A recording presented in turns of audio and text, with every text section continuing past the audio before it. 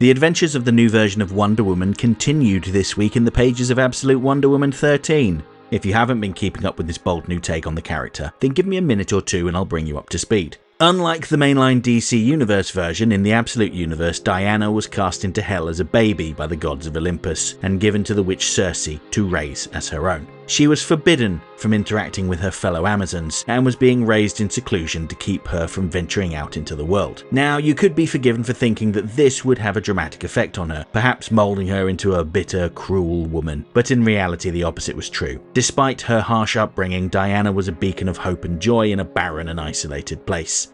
She changed the people around her, inspiring them and giving hope. Even the goddesses of Olympus, who secretly supported her and trained her to become a mighty hero, were shocked by her purity. She was encouraged to master weapons, learn spells, and vanquish her enemies. She did all of these things, but she also acted with compassion and logic, and only resorted to those skills if she absolutely had to. As a young adult, Diana escaped from Hell to defend Gateway City from the forces of the Tetracide, a colossal demon that consumed man's minds, bodies, and souls. Over the course of the battle, she inspired the people of Gateway City, protecting them with her spells, and ultimately she overcame the monster with a little help from her new friends. But her escape did not go unnoticed, as she was dragged back to Hell by Hades, where she had to fight to regain her freedom. Upon returning to Gateway City, Diana constructed her new home, a temple in the wilderness, where she listens out for supernatural threats to the world. In her first encounter as a free woman, she defended Gateway City from an army of mechanized spiders and was led to the mysterious Area 41, which sat on top of a mythical labyrinth, a prison for all kinds of creatures and oddities. Diana learned that an Amazon was trapped in the labyrinth and stopped at nothing to rescue one of her people. However, when the Amazon, the blacksmith Io, left the labyrinth, she was immediately struck by lightning and transported to Themyscira, home of the Amazons, where she told her queen that she had seen Diana and that she was alive. The Amazons rejoiced, presumably because they believed that Diana had been killed as an infant, and hey, wouldn't you know it, there are an awful lot of them. Diana is very clearly not the last of the Amazons by a long shot.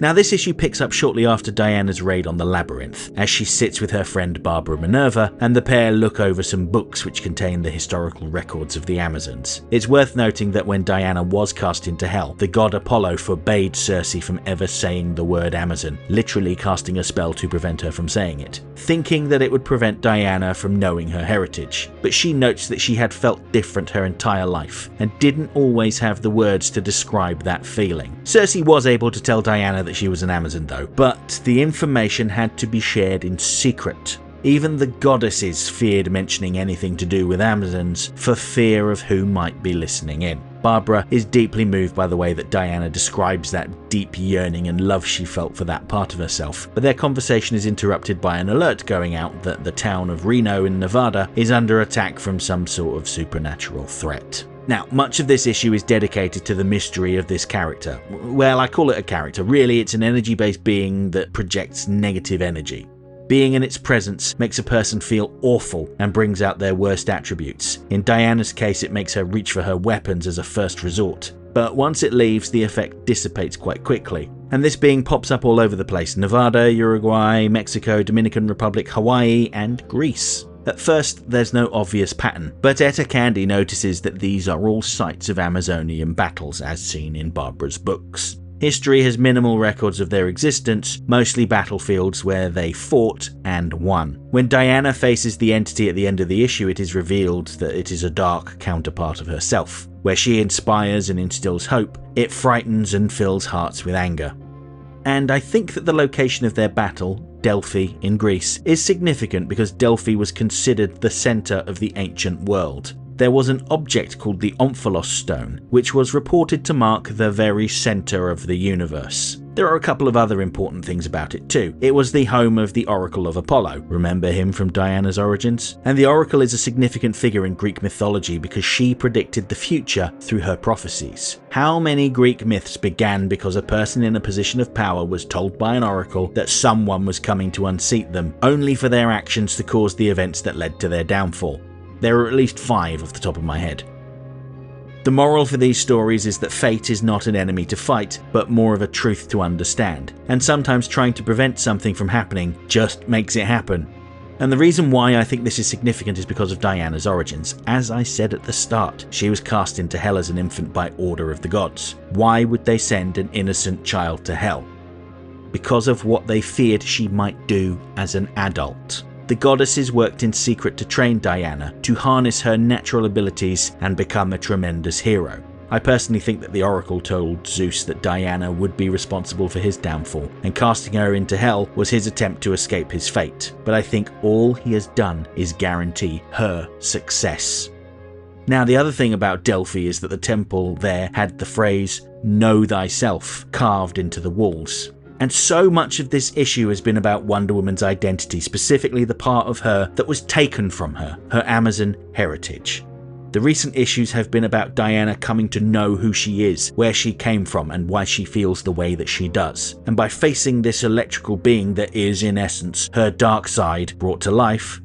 And check out the Absolute Martian Manhunter series for more things like this, by the way. But I think it's going to be a very enlightening experience for her. Absolute Wonder Woman 13 is available now from all good comic shops. If you are based in the UK and don't have a comic shop near you, then you might want to use my affiliate link with the UK's biggest comic book retailer, Forbidden Planet. I have included a link in this video's description. Alternatively, if the idea of hoarding a collection of comic books fills you with dread, I couldn't decide which Harley Quinn and Elvira crossover cover to get, so I got them all. Help! You may want to try getting a digital copy of the issue from Amazon. I also have an affiliate link with them, which you could use to help my channel out. This is also included in the video's description. To those that have read the issue, what did you think? I was a little surprised to not see any of the other denizens of the labyrinth in this issue. I had hoped to learn more about Petra the Siren, Ferdinand, and all the other prisoners, but they weren't even in the background. Given that there's one more part of this story to come before Wonder Woman's crossover with Batman, I fear it might be months before we see that ragtag band of outcasts again. But on a more positive note, I like the way the story said that there's always a price to pay for magic. Diana has been casting a lot of spells recently, so perhaps this negative being has come about as a consequence of that. I like how Barbara and Diana reacted to the myths about the Amazons as well. The fact that there were signs of their battles but no complete corpses said one of two things. Either they didn't leave their dead behind, or they are immortal. When Diana is asked if she is immortal, she just shrugs because of course she knows nothing of her people or culture. That gave me a laugh. And finally, when I first read this issue, I was completely certain that I had read a late 1980s issue of Wonder Woman with a similar energy-based enemy. I could even visualize the cover with Wonder Woman being loomed over by this frizzy-looking electrical guy. But I can't find it. I've come to realize that I don't think it exists. It may just be the Mandela effect in action. But if you are aware of a mainline universe version of this character, then please let me know. I'm practically foaming at the mouth here. Let me know what you think in the comments below.